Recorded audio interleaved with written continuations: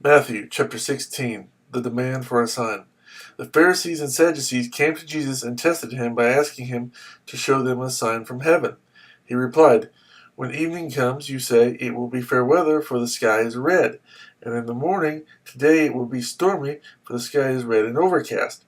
You know how to interpret the appearance of the sky, but you cannot interpret the signs of the times. A wicked and adulterous generation looks for a miraculous sign, but none will be given it except the sign of Jonah."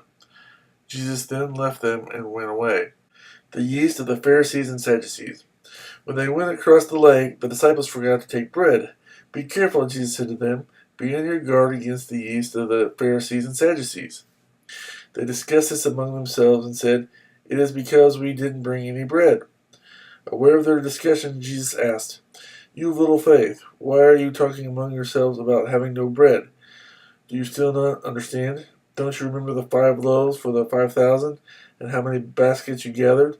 Or the 7 loaves for the 4,000, and how many baskets you gathered? How is it you don't understand that I was not talking to you about bread, but be on your guard against the yeast of the Pharisees and Sadducees?" Then they understood that he was not telling them to guard against the yeast used in bread, but against the teaching of the Pharisees and Sadducees.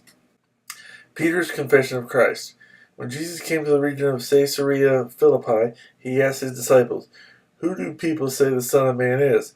They replied, "Some say John the Baptist, others say Elijah, and still others Jeremiah or one of the prophets." "But what about you?" he asked. "Who do you say I am?" Simon Peter answered, "You are the Christ, the Son of the living God."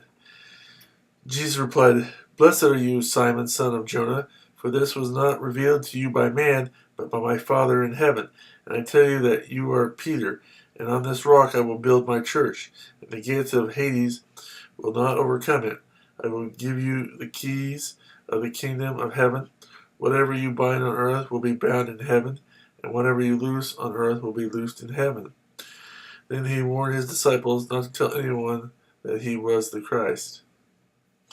Jesus predicts his death. From that time on, Jesus began to explain to his disciples that he must go to Jerusalem and suffer many things at the hands of the elders, chief priests, and teachers of the law, and that he must be killed, and on the third day be raised to life. Peter took him aside and began to rebuke him. "Never, Lord," he said. "This shall never happen to you." Jesus turned and said to Peter, "Get behind me, Satan. You are a stumbling block to me. You do not have in mind the things of God, but the things of men." Then Jesus said to his disciples, "If anyone would come after me, he must deny himself and take up his cross and follow me. For whoever wants to save his life will lose it, but whoever loses his life for me will find it. What good will it be for a man if he gains the whole world, yet forfeits his soul? Or what can a man give in exchange for his soul? For the Son of Man is going to come in his Father's glory with his angels, and then he will reward each person according to what he has done. I tell you the truth, some who are standing here will not taste death before they see the Son of Man coming in his kingdom."